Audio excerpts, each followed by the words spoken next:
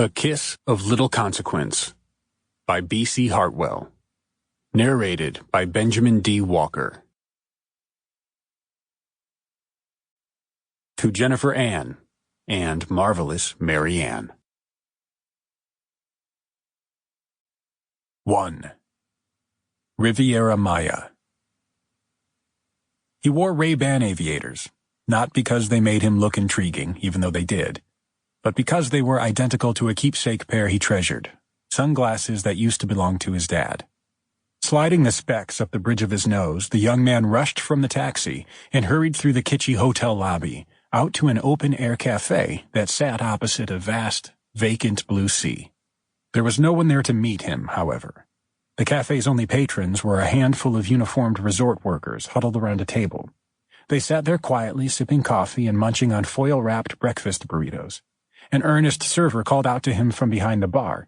"Can I help you, senor?" Stepping beneath the aged palapa, the young man let out an audible sigh and then flipped off his shades. "Jamaica tea, please." The barman disappeared, and he slipped onto a bar stool to review the text that brought him there. "Need help. Meet me at the Soul E-Surf Beach Bar at 9 a.m. sharp. I'm in a jam, Parker." Perusing the area for his contact, Parker thumbed a reply. "I'm here. Where the F are you?" The resort workers had used the beachfront as a canvas, and their artistry was worthy of his admiration.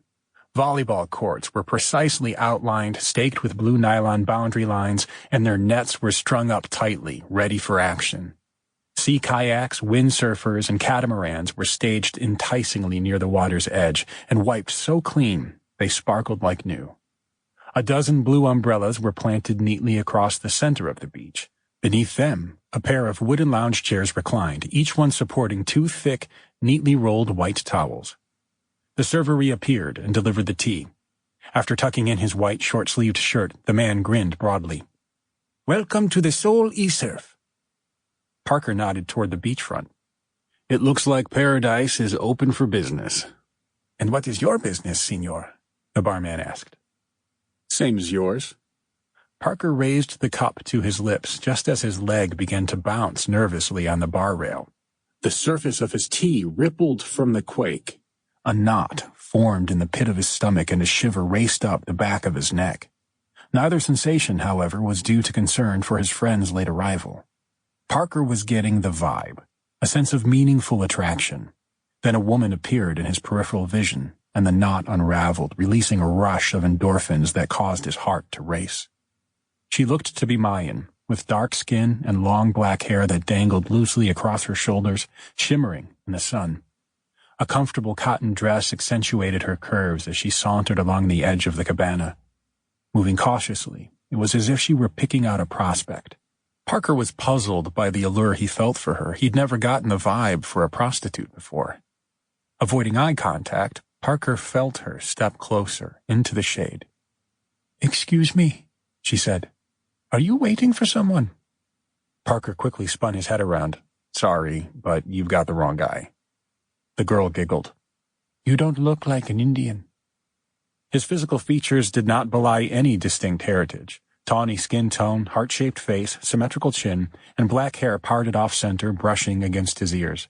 He had an average build, too, with firm shoulders and limber arms well suited for hoisting heavy suitcases. His reply was still guarded. "And you don't look like the person I'm here to meet." She blushed. "You are the tour leader, Parker? No?" An honest smile covered her soft face, projecting a beautiful innocence. "I've come for you." Apparently, he misjudged her intentions. "Yeah, you've come for me?" "Your friend, the Hawaiian, paid me." She held up a $20 bill. "Hawaiian," Parker choked. "You mean Mako?" She nodded, still smiling.